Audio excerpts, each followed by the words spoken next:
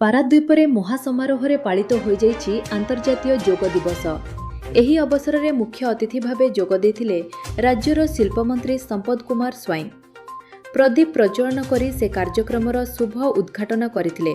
ପୌରପାଳିକା ଅଧ୍ୟକ୍ଷ ବସନ୍ତ ବିଶ୍ୱାଳ ଓ ଯୋଗ ଗୁରୁ କଳ୍ପତରୁ ମଧ୍ୟ ଉପସ୍ଥିତ ରହିଥିଲେ। ଯୋଗ ଗୁରୁତ୍ୱ ଉପରେ ଆଲୋକପାତ କରି ମନ୍ତ୍ରୀ କହିଥିଲେ, ସୁସ୍ଥ ଜୀବନ ପାଇଁ ଯୋଗ ଅତ୍ୟନ୍ତ ଆବଶ୍ୟକ।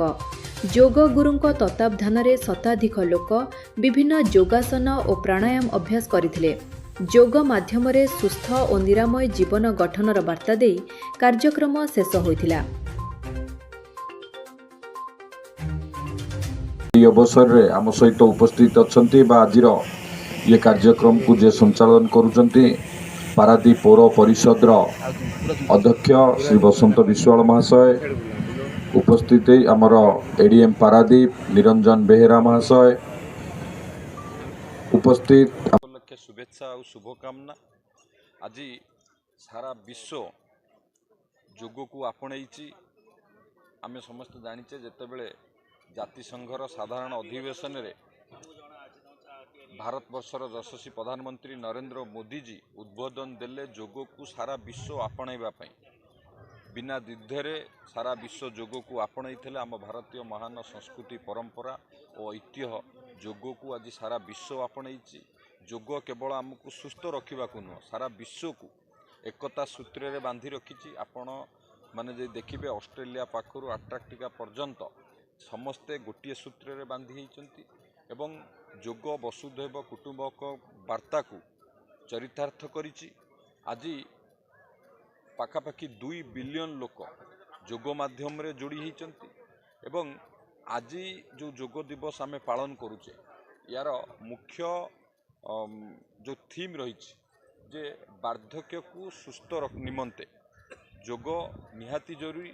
कारण आमे जितेबाला वार्धक्य देकी मनीष गति करुचे ये एक आम लाइफ रो साइक्लिंग सिस्टम। आमे जन्म होचे जन्म पर आमर युवावस्था तापर वार्धक्य अवस्था किभली सुस्थ रहिबो तापाई आज जोग दिवस उपलक्षे थीम अच्छी जे सबु बेले आमे जोग को आपणेबा, जोग को नीतिदिन भाव आमे अभ्यास करवा एवं आम शरीर को सुस्थ रखा। जितेबाला आमे वार्धक्य दे गति करुचे आमर एकाकीपण मनोभाव एवं ता सहित विभिन्न प्रकार स्वास्थ्यगत समस्या से डायबिटिक हो, ब्लड प्रेशर हो, एमती अनेक समस्या आमको सबुबले आम मनोबल को दुर्बल करिथाय। आमे यदि जोग करवा निश्चित भाव सुस्थ रहिबा, जोग को आपणेबा, निरोगी रहिबा।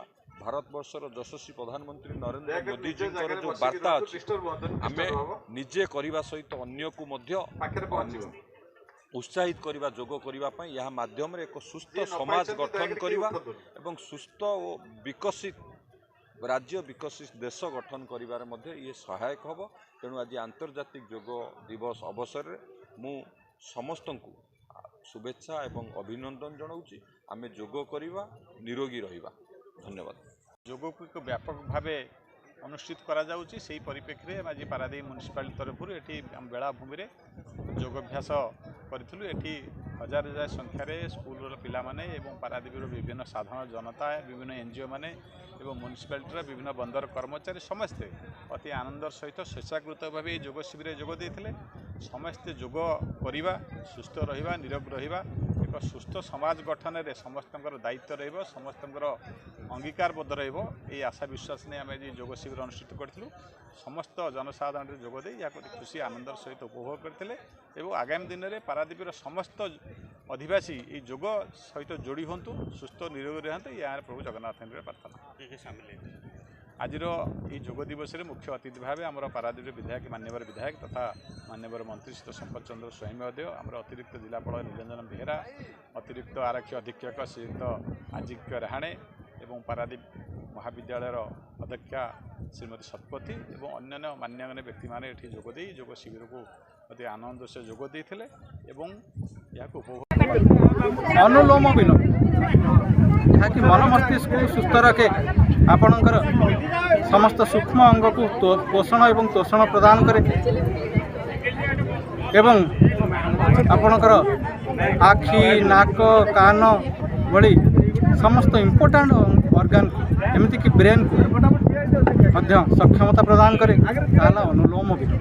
ଅନୁଲୋମ ବିଲୋମ କେମିତି ନା ଶ୍ୱାସ ବାମ ନାକରେ ଶ୍ୱାସ ନେଇ ଡାହାଣ ପଟରେ ଛାଡ଼ିବା, ଡାହାଣ ପଟରେ ଛାଡ଼ିବା ଏବଂ ଯେଉଁ ପଟେ ଛାଡ଼ିବା ସେପଟେ ଅନୁଲୋମ ବିଲୋମ ପ୍ରାଣାୟାମ। କିଛି ସମୟ କଲେ ଆପଣ ଅନୁଭୂତି କରିପାରିବେ କି ଯେ ଯୋଗର ଏହି ପ୍ରାଣାୟାମର ମହତ୍ଵ କେତେ। ପାରାଦୀପରୁ ସୁରେଶ ପାଞ୍ଜାଙ୍କ ସହ ଅରବିନ୍ଦ ରାଉତରାୟଙ୍କ ରିପୋର୍ଟ।